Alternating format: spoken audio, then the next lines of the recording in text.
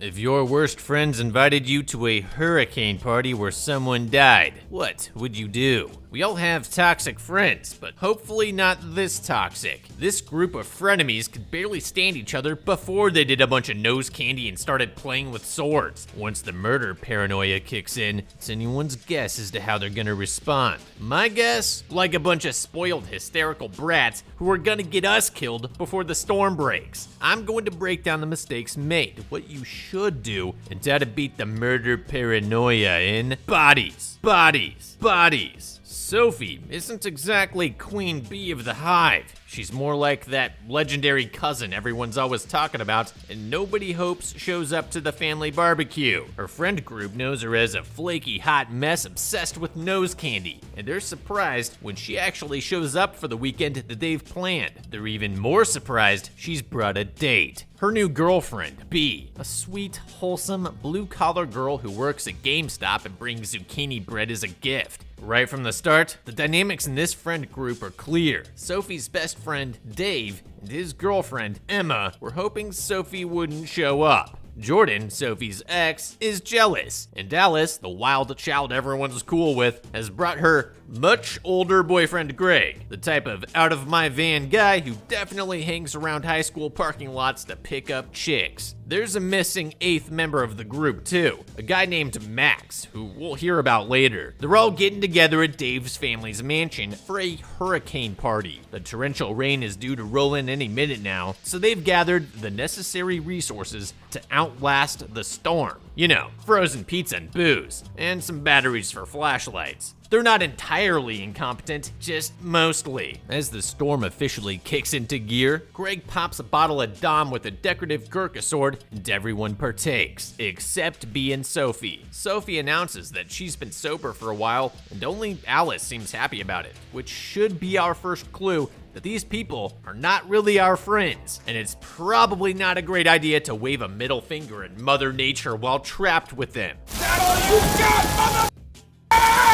I mean, I get it. If a hurricane's coming, I'd choose this giant box as a shelter too, after barricading the windows, obviously. Bee's definitely odd woman out at this party, even compared to Greg, who's at least learned the group's TikTok dances. She's willing to drink and accidentally eats half a Mary Jane cake before anyone tells her that it's laced. But they all think she's a prim little virgin that Sophie's using to make herself feel like a better person. By nightfall, the party cake is kicked in. Bee's busted moves on everybody. Sophie, Greg, Jordan, which means it's time for the party game. Sophie wrangles everyone into playing bodies, bodies, bodies. The rules are simple. They draw strips of paper. The person who gets the paper marked with an X is the murderer, who has to sneak around trying to kill people by tagging them. Once you're tagged, you play dead. Once the remaining players find a body, they yell the name of the game, play is paused, and it becomes a murder mystery trying to figure out who the murderer is. It's werewolf. They're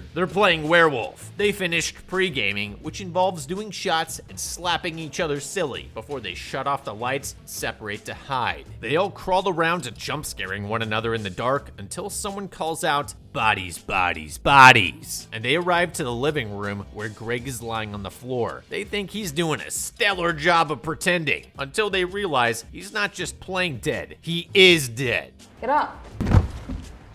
Just kidding. Relax, this always works. Oh, hey. Oh my god. The murder mystery portion begins, but Dave makes fun of Greg, ruining it for everyone, and Greg mops off to his room. Then he insults his girlfriend, Emma, too. They all vote him as the killer, and he storms off. The ladies begin their own round of bodies, bodies, bodies, as the storm finally kills the power, plunging the house into darkness. They think Dave shut off the lights, but he doesn't respond when they yell for him. It doesn't take long for them to find an actual body. Dave's neck has been slashed open. He quickly bleeds out because there's definitely no doctors in this bunch of storm chasers. What the fuck happened to his neck?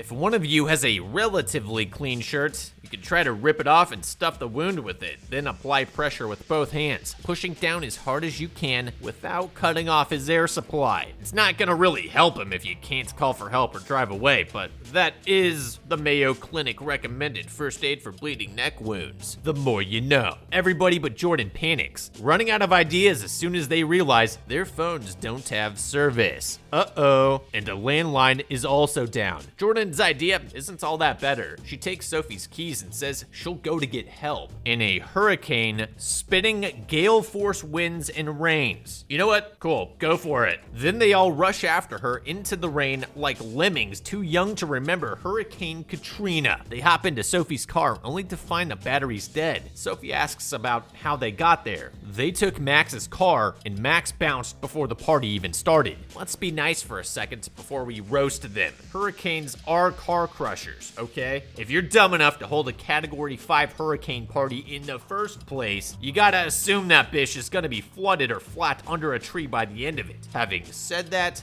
none of this is advisable. They're all high. This isn't their house. Dude's already dead, and all it takes is one carefully angled stop sign to turn this into an opening scene from Ghost Ship.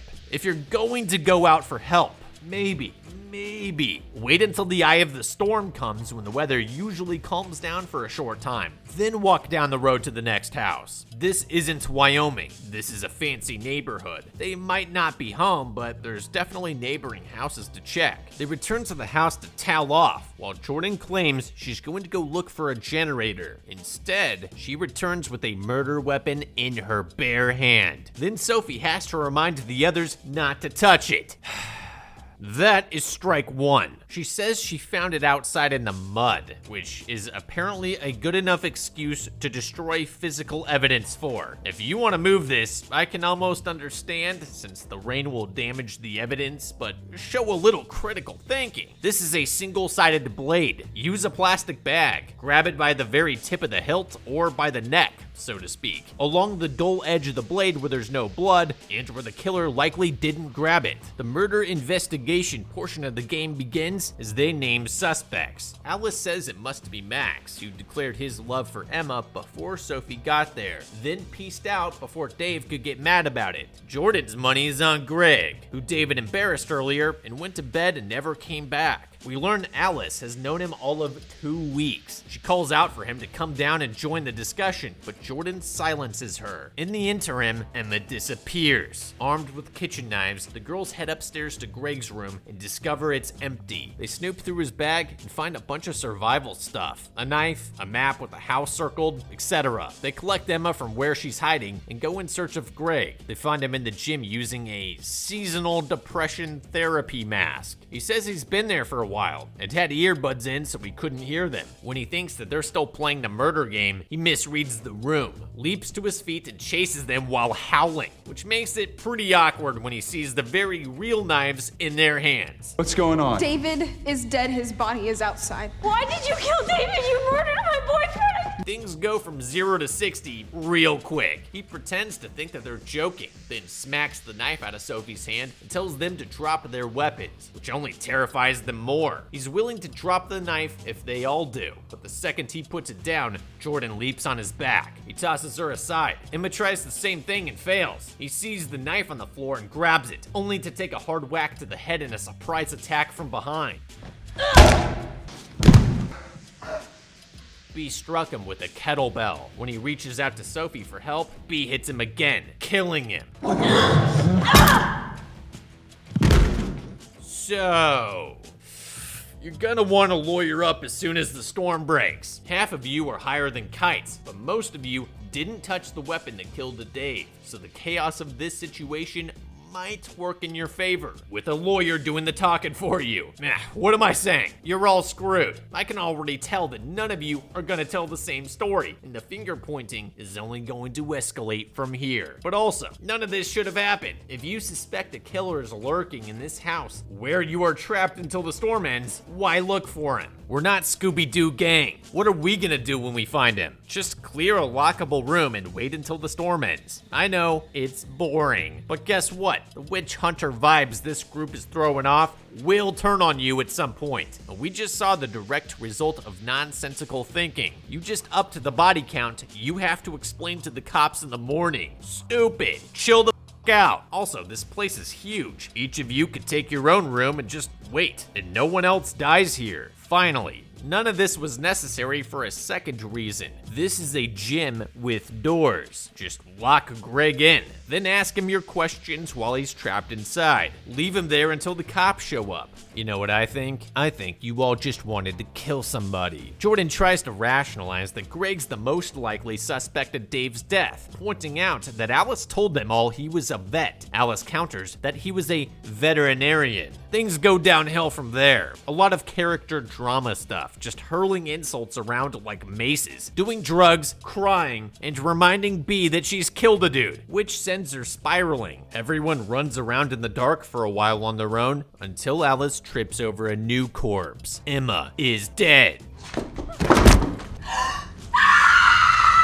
And 3 dead really does make this bodies, bodies, bodies. Wow, it's so fun how that worked out. There's enough blood on the stairs that Jordan thinks Emma fell, but Alice says she was pushed, and it's proof that Greg wasn't the killer. Then they turn on B because she found Dave's body, which doesn't really track until Sophie was there too. But they're too high to make that connection. Jordan also claims she Googled B after she arrived. There's no record of a student with her name at their university. She says that she can explain, but even Sophie recoils from her. Alice decides she doesn't want to be there anymore, and she and Jordan shove her outside into the storm, locking every door as she tries to get back in. This isn't really a strategy, but a house this size definitely has a pool house. In a pinch, that is an option. B heads for the car, using a broken window to get inside, where she finds a pair of Jordan's underwear. For no sane reason, she ventures out into the storm again, looking for another way into the house, which is definitely strike 2. While searching, B spots Jordan pulling a gun out of somewhere. Then she crawls through the doggy door back inside, where she notices a bunch of tools laying around and grabs a hammer to confront them. She calls Jordan out about the gun,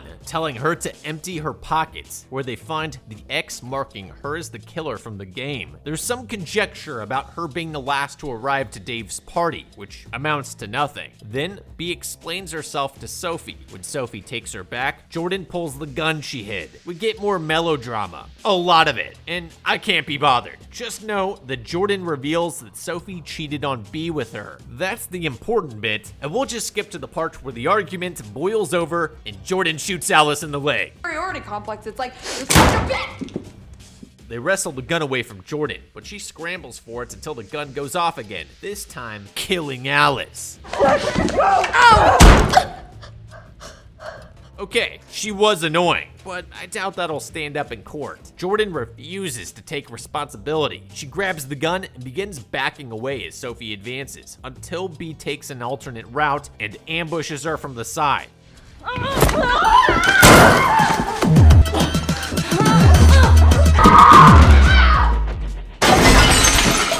Check her text.